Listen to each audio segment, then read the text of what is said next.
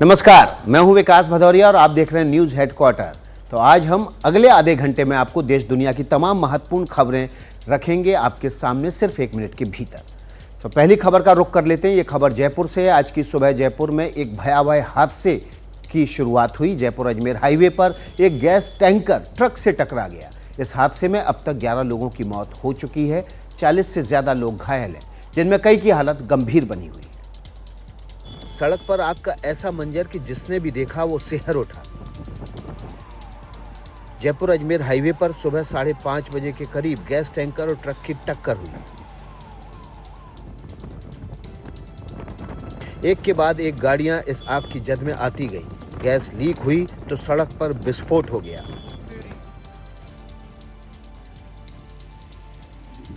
जहां पर इस क्रॉसिंग पे एक्सीडेंट हुआ है, ये जयपुर से करीब 10 से 12 किलोमीटर दूर है। और आप देख सकते हैं कि जो मेरे पीछे जो ये टैंकर है, इसी टैंकर की वजह से जो इसमें टैंकर है इसका एक्सीडेंट हुआ है और इसी टैंकर की वजह से गैस में रिजार्व होकर पूरा ब्लास्ट हुआ है। नेशनल हाईवे पर यह हादसा भांकरोटा इलाके में हुआ। जानकारी मिलते ही फायर ब्रिगेड की 20 से ज्यादा गाड़ियां मौके पर पहुंची। एम्बुलेंस और सिविल डिफेंस की टीम भी भेजी गई। कई घायलों की हालत गंभीर बनी हुई है। कुछ घायल वेंटिलेटर पर भी हैं। हादसे की खबर सबसे पहले एनडीटीवी को मिली। सबसे पहले हमने ये खबर अपने दर्शकों तक पहुंचाई। इसके तमाम पहलुओं को आपके सामने रखते हैं। ऐसा हादसा शायद ही किसी ने देखा हो। एनडीटीवी की टीम जब पहुंची तो हर तरफ आग थी। झुलसे हुए लोग थे, जलती हुई गाड़ियां थी। इस हादसे में जो है 35 के आसपास लोग घायल हो गए हैं। 8 लोगों की मौत का आंकड़ा शुरुआती तौर पर सामने आया है। हालांकि ये आंकड़ा बढ़ने की संभावना है। जिस तरीके से चिकित्सक कह रहे हैं कि झुलसी हुई हालत में, गंभीर हालत में लोग अस्पताल में भर्ती हुए हैं। हादसे में जल गई एक बस के ड्राइवर की जान किसी तरह बची। उसने बताया कि सिर्फ 10 सेकंड में उसकी बस राख हो चुकी थी। और जैसे ही दोनों की टकराट हुई, गैस का रिसाव हुआ, हमारी गाड़ियों तक आया, जबकि मेरी गाड़ी 200 मीटर दूर थी। जैसे ही गैस आई, ऑटोमेटिकली जितनी भी जो गाड़ियां रोड पे चल रही थी ऑटोमेटिकली बंद हो गई गैस के फ्लो से। हमने स्टार्ट करने की कोशिश की तो स्टार्ट नहीं हुई। वो सुबह थी जिसे एनडीटीवी के रिपोर्टर्स ने इम्तिहान की तरह लिया और खबर के सारे मानवीय पहलुओं पर उनकी नजर रही। इस भयानक हादसे के बाद राजस्थान के मुख्यमंत्री भजनलाल शर्मा ने अस्पताल जाकर घायलों की सुध ली और हादसे की जगह का भी दौरा किया। गैस के टैंकर और ट्रक की ये टक्कर इतनी भयावह थी कि हाईवे का एक हिस्सा आग के गोले में बदल गया। राजस्थान के मुख्यमंत्री भजनलाल शर्मा हादसे की खबर मिलते ही वहां पहुंचे। उन्होंने हालात का जायजा लिया और कहा कि इसकी जांच होगी। लेकिन ये हादसे इस तरह से होते हैं, उनको भी किस तरह से रोका जाए, उस पर भी सरकार निश्चित रूप से विचार करेगी। हादसे की चपेट में कई गाड़ियां आईं। एक के बाद एक धमाके सुनाई पड़े। 25 से ज्यादा लोगों को जयपुर के सवाई मानसिंह अस्पताल लाया गया। मुख्यमंत्री भजनलाल शर्मा भी उनको देखने पहुंचे। करीब 10-12 पेशेंट ऐसे हैं जिनकी बर्न परसेंटेज 60% से जाता है, जो काफ़ी सीरियस हैं। 6 पेशेंट अभी हमारे वेंटिलेटर पे हैं। अस्पताल लाए गए लोगों के जख्म जलने से बने हैं। डॉक्टरों की अपील है कि लोग बाहर न जाएं। जलने से हुए जख्मों में संक्रमण का बहुत खतरा रहता है। अब चलते हैं जम्मू कश्मीर। जम्मू कश्मीर के भद्रवाह के जंगल इन दिनों धुआं है। आग लगने की घटनाएं लगातार यहां पर हो रही हैं। लोगों को सांस लेने में भी काफी दिक्कत हो रही है। भद्रवाह के जंगल इन दिनों जल रहे हैं। बीते 1 महीने से रुक रुक कर अलग अलग हिस्सों में आग लगने की घटनाएं सामने आई। ये लंबे समय से सूखे का असर है। इस आग की वजह से सुंदर घाटी घने धुएं से ढक गई है। लोग शिकायत कर रहे हैं कि उनको सांस लेने में तकलीफ हो रही है। वो डरे हुए हैं। ये आग और फैली तो उनके लिए बड़ा खतरा हो सकता है। काफी पोल्यूशन फैल रहा है और हम सबको सांस लेने में प्रॉब्लम्स आ रही है। जैसे गाड़ी चलाने वाला ड्राइवर जब अपर रीचेस में जाता है, उसको धुआं ही धुआं नजर आता है, फॉग नजर आता है, उसको चलने में एक्सीडेंट होने का खतरा है। इस बीच प्रशासन ने सलाह दी है कि लोग धुएं के असर से बचने के लिए मास्क लगाकर निकलें। अग्निशमन और आपातकालीन सेवाओं को हाई अलर्ट पर रखा गया है। कोशिश ये है कि आग और न फैले। कहीं आग लगे तो उस पर फौरन काबू पाया जा सके। वन विभाग ने अपनी ओर से तैयारी कर रखी है, लेकिन ये आग जम्मू कश्मीर के जंगलों में बड़े पर्यावरण संकट की ओर इशारा कर रही है। जम्मू कश्मीर से यूपी का रुख कर लेते हैं। यूपी के मेरठ में आज एक भागवत कथा के दौरान धक्का मुक्की जैसी स्थिति पैदा हो गई। पंडित प्रदीप मिश्रा की कथा में वीआईपी गेट से कथा स्थल में प्रवेश के चक्कर में कुछ महिलाएं गिर गईं। भीड़ होने की वजह से थोड़ी देर के लिए अफरा तफरी मच गई। एक के ऊपर एक गिरी पड़ी इन महिलाओं की तस्वीरें मेरठ की हैं। मेरठ में पंडित प्रदीप मिश्रा की 6 दिन की कथा चल रही थी। शुक्रवार को कथा का आखिरी दिन था। दोपहर 1 बजे के करीब वीआईपी गेट पर इकट्ठा भीड़ की कहासुनी गेट पर तैनात बाउंसर्स से हो गई। इसी बीच कुछ महिलाएं जमीन पर गिर गईं और थोड़ी देर के लिए मौके पर धक्का मुक्की जैसे हालात हो गए। इस घटना में 3-4 महिलाओं को हल्की चोटें आई हैं। हालांकि गनीमत ये रही कि किसी की न जान गई और न कोई गंभीर रूप से घायल हुआ। व्यवस्था कायम है। यहाँ पर जो समस्त पुलिस स्टाफ मौजूद है, साथ ही साथ यहाँ पे एम्बुलेंस टीम और जो यहाँ की ये अस्पताल की टीम है यहाँ पर मौजूद है। कोई भी हताहत नहीं हुआ है। शांति व्यवस्था कायम है। और मेरठ में इस आयोजन की अनुमति पहले से ही ली गई थी। पुलिस ने हाथरस की घटना से सबक लेते हुए कथा में सुरक्षा के कड़े उपाय किए थे। पुलिस की मुस्तैदी की वजह से एक बड़ी घटना समय रहते टल गई।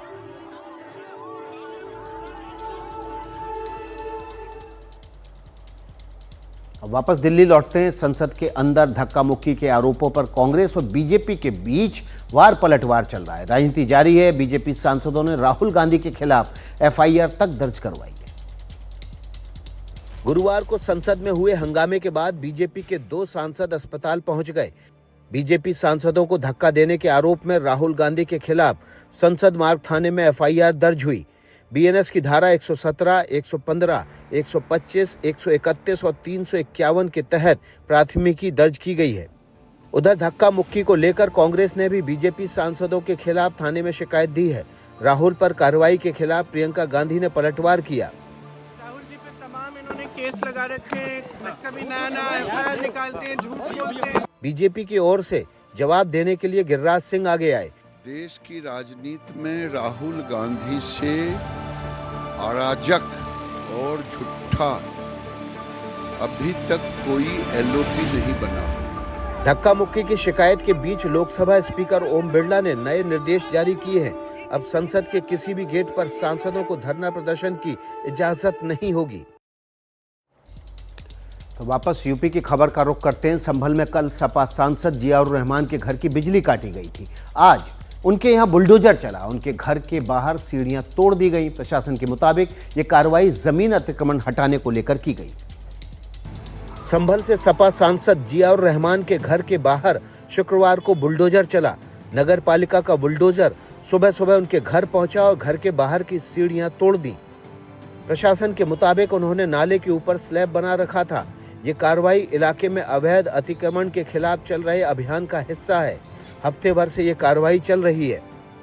गुरुवार को ही उनके घर की बिजली काटी गई थी। उन पर मीटर में छेड़छाड़ कर बिजली चोरी का गंभीर आरोप लगा है। अपने भारतीय जनता पार्टी के लोगों की भी जांच करें, वो भी बड़े पैमाने पर बेईमानी कर रहे हैं।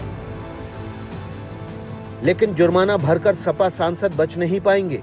उनके खिलाफ बिजली चोरी का केस भी दर्ज हुआ है और पिता के खिलाफ कर्मचारियों को धमकाने का। साफ है, सपा सांसद के लिए संकट के दिन है। संभल में लगातार जारी प्रशासनिक कार्रवाई की गाज आने वाले दिनों में उन पर भी गिर सकती है।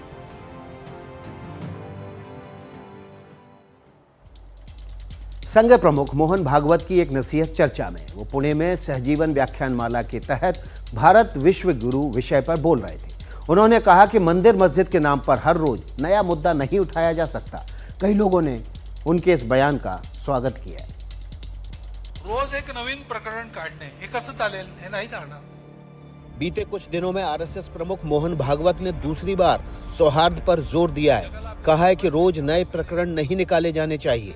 इस बयान का all India personal law board ने स्वागत किया है। अब ये सरकारों की जिम्मेदारी है कि सरकारें सख्ती से पूरी तरीके से उन लोगों के ऊपर लगाम लगाएं जो अपनी नेतागिरी चमकाने के लिए कहीं के ऊपर मंदिर तलाश करवा रहे हैं, कहीं के ऊपर शिवलिंग तलाश करवा रहे हैं। समाजवादी पार्टी ने कहा है कि बयान अच्छा है, लेकिन लोग इस पर अमल तो करें। भागवत जी का बयान बिल्कुल सही है, लेकिन दुख बात इस बात का है कि उनके बयान को लोग मान नहीं रहे। उन्हें अपने शिष्यों के खिलाफ कार्रवाई करनी चाहिए, उनके बयान की उल्लंघना। तो शिष्य की बात मतलब आप कह रहे हैं बीजेपी नेताओं के खिलाफ? और कौन? फिलहाल इसमें संदेह नहीं है कि मोहन भागवत का बयान मौजूदा उबाल पर कुछ ठंडे छींटे डाल सकता है।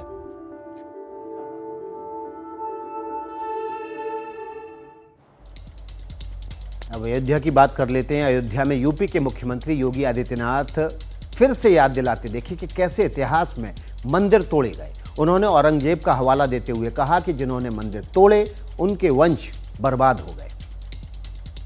मोहन भागवत की नसीहत अलग है और योगी आदित्यनाथ की हिदायत अलग।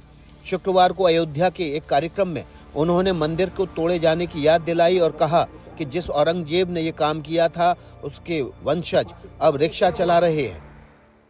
तो लोग बताते हैं कि औरंगजेब के परिवार के लोग, उसके वर्तमान खानदान,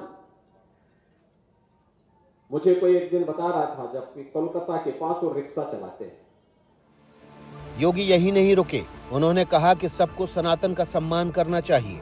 और मैं बार बार इस बात को कहता हूं कि अगर विश्व मानवता को बचाना है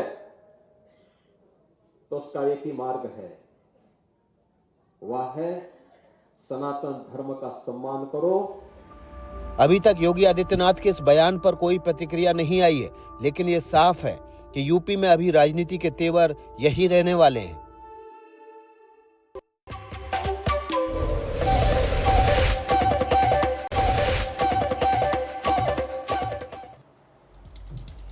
न्यूज हेडक्वार्टर में आपका एक बार फिर से स्वागत है। खबरों का रुख कर लेते हैं। वाराणसी शहर चलते हैं। यहाँ की पहचान बन रही है लकड़ी के हल शिल्प का काम। इसका काम भी बढ़ रहा है। फिलहाल क्रिसमस पर फोकस रखते हुए कलाकारों ने शानदार खिलौने बनाए। वाराणसी शहर अपनी सांस्कृतिक विरासत और गंगा जमुनी तहजीब के लिए जाना जाता है, लेकिन इस शहर के कलाकार अब नए क्षेत्रों में धमाल मचा रहे हैं। वाराणसी लकड़ी के खिलौनों का भी एक प्रमुख केंद्र बन गया है। त्योहारी सीजन में हाथ से बने इन खिलौनों की मांग तेजी से बढ़ रही है। सिर्फ घरेलू क्षेत्र में नहीं, अंतर्राष्ट्रीय बाजारों में भी यहाँ के बने खिलौनों की काफ़ी मांग है। क्रिसमस आने वाला है, ऐसे में दूसरे देशों से लकड़ी के सजावटी खिलौनों के जमकर ऑर्डर मिल रहे हैं। पिछले साल की तुलना से ये कहीं ज़्यादा हैं। ये एक कंपनी है स्पेन स्थित, उनके 3 ब्रांचेज है ऑल ओवर दी वर्ल्ड। तो उन्होंने वहाँ पे क्रिसमस में ये लोग गिफ्टिंग करने के लिए और घर को सजाने के लिए यूज़ करते, तो उन्होंने हमको ये ऑर्डर दिया। एक समय ऐसा भी था जब लकड़ी के खिलौनों के कारोबार में काफ़ी गिरावट थी, लेकिन अब ये ऐसा सेक्टर बन रहा है जिसमें काफ़ी लोगों को रोजगार मिल रहा है। उम्मीद की जानी चाहिए कि भविष्य में इस काम का दायरा और बढ़ेगा।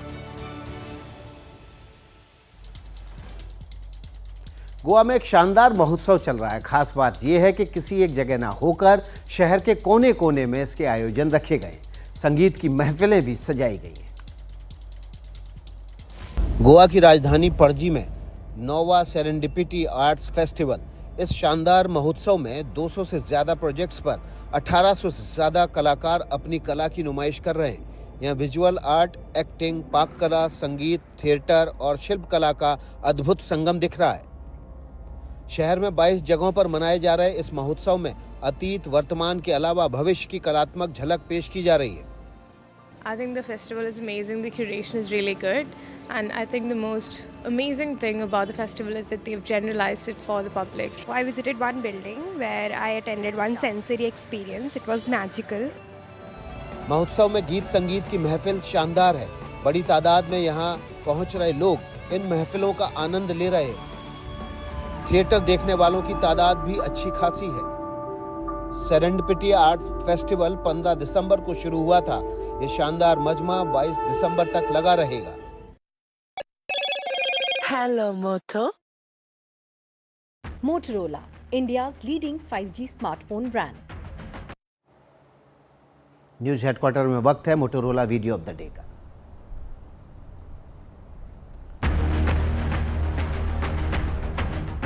तस्वीर अमेरिका के मिडवेस्ट में ताजा बर्फबारी की।